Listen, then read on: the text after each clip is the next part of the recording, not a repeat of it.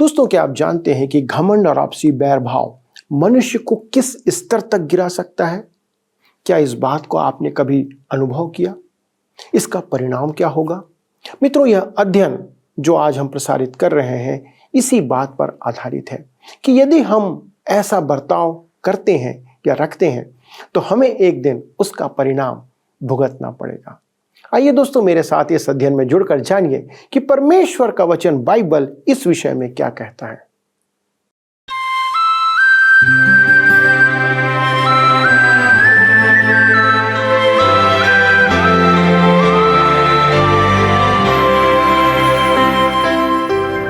प्रिय मित्रों, आप सभी को प्रेम भरा नमस्कार और सत्य वचन क्रमबद्ध बाइबल अध्ययन में आपका पुनः स्वागत है। दोस्तों, यह अध्ययन आपके आत्मिक उन्नति के लिए प्रसारित किया जाता है। हमें पूरा विश्वास है कि इन अध्ययनों के द्वारा आप परमेश्वर के वचन का महत्व और उसका वास्तविक अर्थ समझ पा रहे हैं। मित्रों, वचन ही हमें परमेश्वर के निकट लाता है और वही हमें सही मार्ग पर चलने की समझ प्रदान करता है। इसलिए आपसे निवेदन है कि आप स्वयं और अपने परिवार को इन अध्ययनों से जोड़े रखें। आपको स्मरण होगा कि हम ओबद्याह की पुस्तक का अध्ययन कर रहे हैं और आज हम उसके 9वें पद से अपना अध्ययन आरंभ करेंगे, क्योंकि उसमें केवल एक ही अध्याय है। मित्रों, हम इस पुस्तक में दो सगे और जुड़वा भाइयों के बीच के अंतर को देख रहे हैं, जिस कारण परमेश्वर उन्हें दंड दे रहा है। याकूब और एसाव के वंशजों में लड़ाइयां होती रहती थी और वे एक दूसरे के विरोधी थे। दोनों के बीच में मुख्य अंतर था परमेश्वर के साथ होना और परमेश्वर से रहित जीवन जीना। यद्यपि याकूब के वंशज परमेश्वर के साथ थे, पर फिर भी वे परमेश्वर से दूर जीवन जी रहे थे। पर दूसरी तरफ दोस्तों, एसाव ने परमेश्वर का तिरस्कार किया और उसके वंशज उसी की राह पर चलते रहे। दोस्तों, इस प्रकार दोनों एक दूसरे के विरोधी हो गए थे और उन्हें घमंड था कि वे एक दूसरे से उत्तम हैं। इस प्रकार जब परमेश्वर याकूब के वंशज इस्राएल के लोगों को दंड दे रहा था, तब एदोमियों ने उनके घात होने और नष्ट होने की युक्ति किया और उनके दुश्मनों का साथ दिया। दोस्तों, आज हम इसी विषय पर आगे देखेंगे कि परमेश्वर उनके इस व्यवहार के कारण उन्हें दंड देने का निर्णय लेता है और उनके इस कार्य की भर्त्सना करता है। तो आइए मित्रों, हम अपने अध्ययन में आगे बढ़ते हैं और परमेश्वर द्वारा एदोम पर लगाए गए दोष को देखते हैं। मित्रों, जैसा कि आप सब जानते हैं कि हम इन दिनों ओबद्याह की पुस्तक से अध्ययन कर रहे हैं। हम पिछले अध्ययन में देख रहे थे कि ओबद्याह एदोम के अपराधों की सूची में कहता है कि उन्हें अपने ज्ञान पर, अपनी सुरक्षा पर घमंड था और वे परमेश्वर से दूर थे। वे नर बलि चढ़ाते थे, वे लड़ाके थे, वे इस्राएल के संकटों से अत्यधिक प्रसन्न होते थे। और यही नहीं, जब बेबीलोन ने उन्हें बंदी बना लिया तब उन्होंने जाकर यरूशलेम को लूटा। यह सब इसलिए कि वे परमेश्वर को तुच्छ समझते थे और घमंड से भरे हुए थे। घमंड परमेश्वर से अलग जीवन जीने का दावा करने का व्यवहार है। ओबद्याह की पुस्तक में हम पढ़ते हैं कि एदोम जाति को घमंड था, जैसा एसाव को घमंड था जब उसने अपने पहलौठे के अधिकार को तुच्छ जाना था। इसहाक के घर में भोजन की कमी नहीं थी, परंतु वह याकूब की दाल खाने की लालसा कर रहा था और अपने पहलौठे के अधिकार से अधिक उसे दाल की लालसा थी। पहलौठे के अधिकार को तुच्छ जानने में उसने परमेश्वर को तुच्छ जाना। अब उससे एक बड़ी जाति उत्पन्न हुई और वह भी परमेश्वर से अलग जीवन जीने का दावा कर रही थी। विकासवाद के कारण मनुष्य सोचता है कि वह सबसे ऊंचा है, जो निराशावाद है। आज की आत्महत्याओं का कारण मैं विकासवाद को ही मानता हूं। डॉक्टर एल्बर्ट आइंस्टाइन ने कहा था, वह जो अपने और अपने साथी के जीवन को अर्थहीन कहता है, वह दुर्भाग्यशाली ही नहीं, जीवन के लिए लगभग अयोग्य है। आज रेडियो, टीवी तो क्या, स्कूलों में भी यही सिखाया जाता है कि मनुष्य क्रम विकास के द्वारा पशुओं से आया है। मैं विकासवाद पर वाद विवाद करना नहीं चाहता, परंतु मेरे कहने का अर्थ यह है कि मैं परमेश्वर रहित विकासवाद को निराधार कहता हूं। जीव वैज्ञानिक डॉक्टर एडविन कॉकलिन ने कहा है, जीवन का दुर्घटनावश उत्पन्न होने की संभावना उतनी ही है जितनी कि किसी ग्रंथालय में विस्फोट द्वारा शब्दकोश प्रकट होने की है। ओबद्याह की यह अद्भुत पुस्तक वास्तव में विकासवाद का मुंह तोड़ उत्तर है, और यही कारण है कि परमेश्वर कहता है वह एदोम के साथ ऐसा कठोर व्यवहार करेगा। अब ध्यान से सुनिए, परमेश्वर क्या कहता है। 100,000 वर्ष पूर्व जाने की क्या आवश्यकता है? आज भी मनुष्य जानवरों के समान जीवन जी रहा है, बस अंतर यह है कि वह उनके समान दिखता नहीं है। यह इसलिए कि वे उस स्तर से नीचे गिर गए हैं जिस स्तर पर परमेश्वर ने उनकी रचना की थी, क्योंकि वे परमेश्वर से अलग जीवन जी रहे हैं। कम से कम पशु न तो अपनी पत्नी को मारते पीटते हैं, न ही अपने बच्चों को गाली बकते हैं, न हत्या करते हैं, न समलैंगिक संबंध रखते हैं। आज मनुष्य पशुओं से भी अधिक गिरा हुआ है। मनुष्य ओबद्याह के युग में भी ऐसा ही था, जिसका मुख्य उदाहरण एदोम जाति है। अतः परमेश्वर कहता है कि वह उनको ऐसा नष्ट करेगा कि उनका नाम एवं निशान मिट जाएगा। आइए हम पढ़ते हैं ओबद्याह 1:9 पद। लिखा है, हे तेमान, तेरे शूरवीरों का मन कच्चा हो जाएगा, और यों एसाव के पहाड़ पर का हर एक पुरुष घात होकर नष्ट हो जाएगा। तेमान एसाव के पोते के नाम पर एक नगर था जो एदोम के दक्षिणी भाग में है। तेमानी लोग अपने साहस के लिए जाने जाते थे। तो आइए हम देखते हैं एदोम का अपराध। पद 10 से 14 में ओबद्याह परमेश्वर द्वारा एदोम के विनाश के कारण देगा।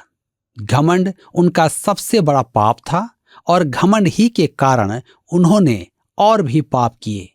घमंड एक ऐसा स्वभाव है जिसे आप अधिक समय तक छिपा नहीं सकते। यह कैंसर के समान फैल जाता है। जीवन का आपका तत्व ज्ञान आपकी उंगलियों में आ जाता है और फिर आपके संपूर्ण व्यक्तित्व में समा जाता है। यदि आप परमेश्वर रहित हैं तो आप अपने जीवन से उसे व्यक्त करेंगे, और यदि आप परमेश्वर को मानने वाले हैं तो आपका जीवन ईश्वर भक्ति से पूर्ण होगा। अतः अब ओबद्याह एदोम के घमंड से उत्पन्न पापों की सूची देगा। एसाव और याकूब जुड़वा भाई तो थे, परंतु स्वभाव में सर्वथा भिन्न थे। वे एक माँ और एक बाप की संतान थे तथा एक ही परिवार में पले थे।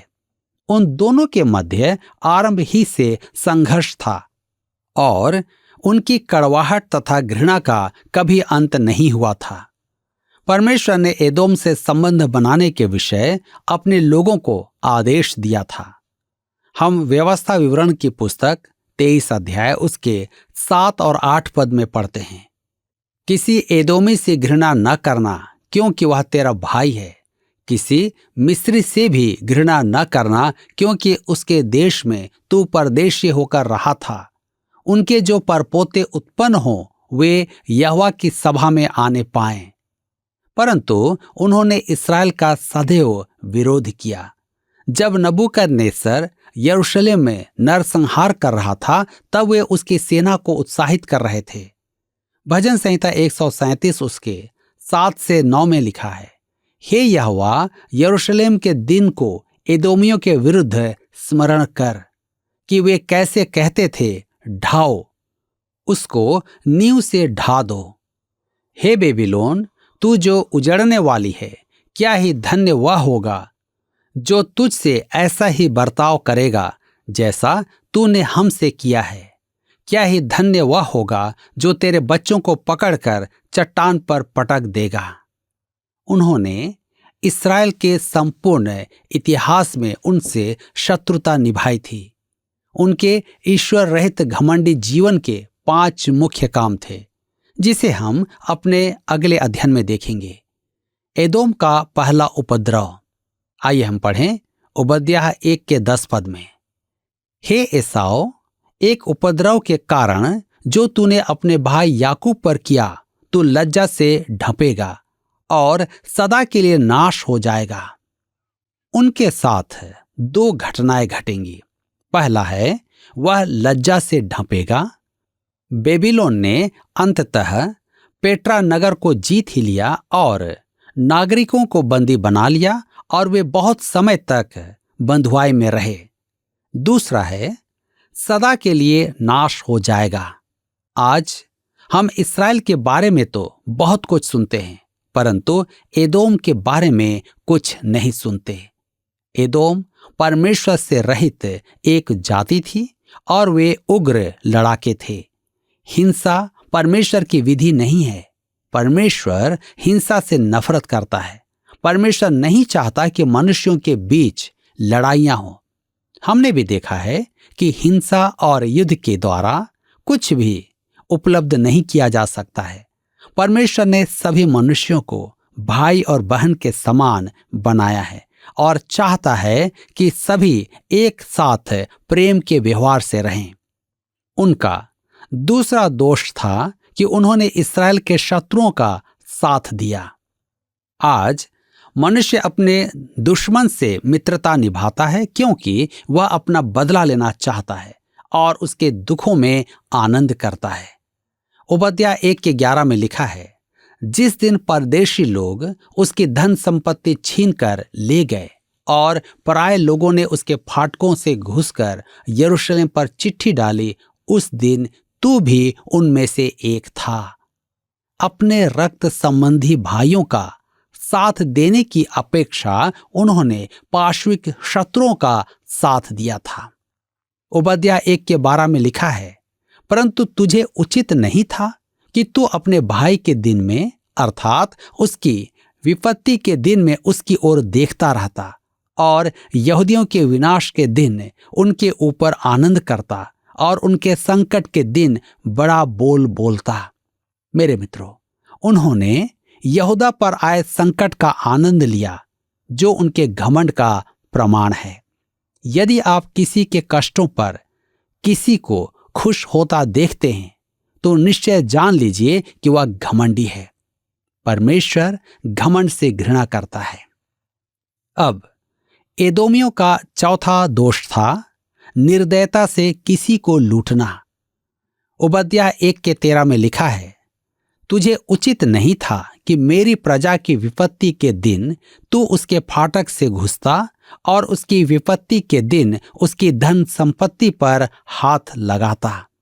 उन्होंने इस्राएल के शत्रुओं का साथ ही नहीं दिया, उन्होंने उनके बंदी बनाकर ले जाए जाने के बाद वहां जाकर लूटपाट की। मेरे मित्रों, घमंड मनुष्य से भयानक कुकर्म करवाता है, जिसमें से एक है चोरी करना। व्यापार में या क्लब में अपनी मर्यादा बनाए रखने में अनेक जन गलत तरीके काम में लेते हैं। आज हमारे समाज में बेईमानी का बोलबाला है। समस्या क्या है? घमंड। एक घमंडी मनुष्य जो परमेश्वर से दूर है, वह ऐसे कुकर्म करता है। बाइबल आज भी मनोविज्ञान पर एक सर्वोत्तम पुस्तक है। वह मानव विवेक की मूल समस्या तक पहुंचती है। अतः हम आत्म उत्थान के मनोवैज्ञानिक सुझावों का त्याग करके परमेश्वर के वचन का अनुसरण करें। आपने संभवतः ओबद्याह की पुस्तक में मनुष्य के पतन का मूल कारण घमंड को देखा है। यह परमेश्वर से रहित जीवन का परिणाम है जो विनाश की ओर ले जाता है। ओबद्याह 1:14 में हम पढ़ते हैं, तुझे उचित नहीं था कि तीर मुहाने पर उसके भागने वालों को मार डालने के लिए खड़ा होता और संकट के दिन उसके बचे हुओं को पकड़ाता। मेरे विचार में यह तो अत्यधिक घृणित कार्य था। यह उनके तत्व ज्ञान, अपनी सामर्थ्य द्वारा जीविका प्राप्त करने का पार्श्विक उदाहरण था। उन्होंने अपने भाइयों के साथ विश्वासघात किया था। जब नबूकदनेस्सर ने यहूदा पर आक्रमण किया था तब अनेक यहूदी पहाड़ों में भागे कि छिप जाएं, परंतु एदोमी बेबीलोन के सैनिकों को बता देते थे कि वे किस गुफा में छिपे हैं। मुझे एक व्यापारी ने बताया कि व्यापार में मनुष्य कुत्ता बन जाता है। वह पैसा कमाना चाहता है, वह सफल होना चाहता है। इन सब के पीछे क्या है? घमंड। घमंड क्या है? यह परमेश्वर से रहित जीवन बिताने की प्रकृति है। एक मनुष्य दूसरे मनुष्य के साथ विश्वासघात करता है, अपने साथियों के साथ ही विश्वासघात करता है। लोग मन में बैर रखकर मित्रता का स्वांग रचते हैं। ऐसे समाज को देखना हृदय विदारक है। मेरे प्रियो, मैं कहना तो नहीं चाहता, परंतु कलीसिया में भी घमंड है। एक घमंडी युवक संसार में आगे बढ़ने के लिए दूसरों के सिर पर पांव रखकर चलता है। मुझे ऐसे लोग भी मिलते हैं जो अपने लाभ के लिए मेरी पीठ में छुरा घोंपने के लिए तैयार रहते हैं, जबकि मैंने सदा ही उनकी सहायता की है। लोग धर्म गुरुओं तक के साथ विश्वासघात करने से नहीं चूकते हैं। अब आप समझ सकते हैं कि परमेश्वर घमंड से क्यों घृणा करता है। घमंड मनुष्य को पशु बना देता है, वरन पशु से भी हीन। इस कारण ओबद्याह की पुस्तक विकासवाद के विरुद्ध विनाशकारी वाद है। मनुष्य घमंड से कहता है, हम पशुओं से विकसित हुए हैं, परंतु परमेश्वर कहता है, तू क्या नहीं जानता कि मैंने तुझे अपने हाथों से अपने स्वरूप में रचा है। मैंने तुझे अपने रूप में बनाया और तू इतना अधिक गिर गया कि पशुओं से अधिक पतित हो गया है। मेरे प्रियो, परमेश्वर बार बार कहता है कि वह घमंड से घृणा करता है, और उसने मुझसे कभी नहीं कहा कि मैं उसकी ओर से क्षमा मांगू। एदोम और इस्राएल का अंतिम व्यवहार देखना है तो प्रभु यीशु के युग में आ जाएं। वहां एक दीन मनुष्य है जो गलील के परिवेश में, सामरिया में और यरूशलेम की सड़कों पर घूमता है। वहां एक और है, वह याकूब के वंश से है। वहां एक राजा है जिसका नाम हेरोदेस है। वह एसाव वंशी है। किसी ने यीशु से कहा, हेरोदेस तुझे खोजता है। तब लूका रचित सुसमाचार 13 अध्याय के 32 पद में लिखा है कि यीशु ने कहा, जाकर उस लोमड़ी से कह दो, लोमड़ी से कह दो, मैं आज और कल दुष्ट आत्माएं निकालता हूं और रोगियों को चंगा करता हूं और तीसरे दिन अपना काम पूरा करूंगा। परंतु जब उसे बंदी बनाकर हेरोदेस के सामने लाया गया, तब उसने मुंह न खोला। यीशु और हेरोदेस आमने सामने थे। यहां हम याकूब और एसाव का अंतिम व्यवहार देख सकते हैं। मेरे मित्रों, आज हम अपने जीवन में देखें कि आज हम कहां पर हैं। कहीं ऐसा तो नहीं कि हम भी घमंड से भरे हुए जीवन को जी रहे हैं। यदि ऐसी कुछ बातें हैं तो समय है कि आज के इस वचन के प्रकाशन में अपने आप को जांचें और अपने आप को परमेश्वर के हाथों में सौंपें, क्योंकि वह भला है, वह दीन है और नम्र है। तो मित्रों, आपने देखा कि परमेश्वर किस प्रकार से एदोम पर दोष लगाता है कि जब यहूदियों पर विपत्ति आई, तब एदोम के लोगों ने उनके विरोधियों का साथ दिया। उनके व्यवहार में घमंड था और वे उनके नाश होने की कल्पना कर रहे थे। पर अंततः आज एदोम का अस्तित्व कहीं नहीं है, पर इस्राएल आज भी बना हुआ है। मित्रों, भाइयों के बीच का संबंध प्रेम के स्थान पर विरोधियों का हो गया था और वे एक दूसरे के विनाश से खुश हो रहे थे। वे आनंद मना रहे थे। उन्हें मार डालने के लिए उनके हमलावरों का, दुश्मनों का साथ दे रहे थे। यह परमेश्वर की दृष्टि में पाप है। मित्रों, आज भी हमारे समाज में यह हो रहा है। आज भी कलीसिया में यह चल रहा है। कलीसिया में एक विश्वासी दूसरे से प्रेम नहीं रखता, उसके साथ वह संबंध नहीं रखना चाहता, उनमें भाईचारा नहीं पाया जाता। अनेक बार हम किसी विश्वासी के नाश होने या फिर परेशानी में पड़ जाने से आनंदित होते हैं। परमेश्वर सब कुछ देखता है, आपके स्वभाव को देखता है, आपके व्यवहार को देखता है, आपके मन की बातों और विचारों को परमेश्वर जानता है। आप किसके बारे में क्या विचार रखते हैं और क्या सोचते हैं, यह सब परमेश्वर के सामने खुला है और प्रकट है। दोस्तों, हम परमेश्वर से कुछ नहीं छिपा सकते और एक दिन हमें इन बातों के लिए परमेश्वर के सामने दोषी ठहरना होगा। दोस्तों, इस बात को याद रखिए कि दूसरा व्यक्ति आपके बारे में क्या विचार रखता है या आपसे वह कैसा व्यवहार करता है, परमेश्वर इसके लिए आपको दोषी नहीं ठहराएगा। पर आप दूसरों के लिए क्या विचार रखते हैं, कैसी भावना रखते हैं या कैसा व्यवहार उनके साथ आप करते हैं, इस बात के लिए परमेश्वर आपसे जवाब पूछेगा। आप उसके लिए जवाबदार रहेंगे। परमेश्वर आपसे आपके व्यवहार के लिए प्रश्न करेगा। तब आप उसे क्या उत्तर देंगे? मित्रों, हमें इस प्रकार से अपने मसीही जीवन को देखने की आवश्यकता है। आइए दोस्तों, हम सारा बैर भाव, बुराई को त्याग कर आपस में एक दूसरे के साथ प्रेम से रहें। आइए हम प्रार्थना करें।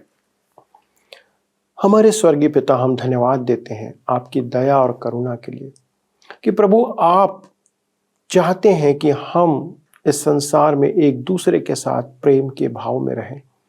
प्रभु, आज कलीसिया के अंदर, परिवारों के अंदर, मित्रों के बीच में ऐसे संबंध नहीं पाए जाते।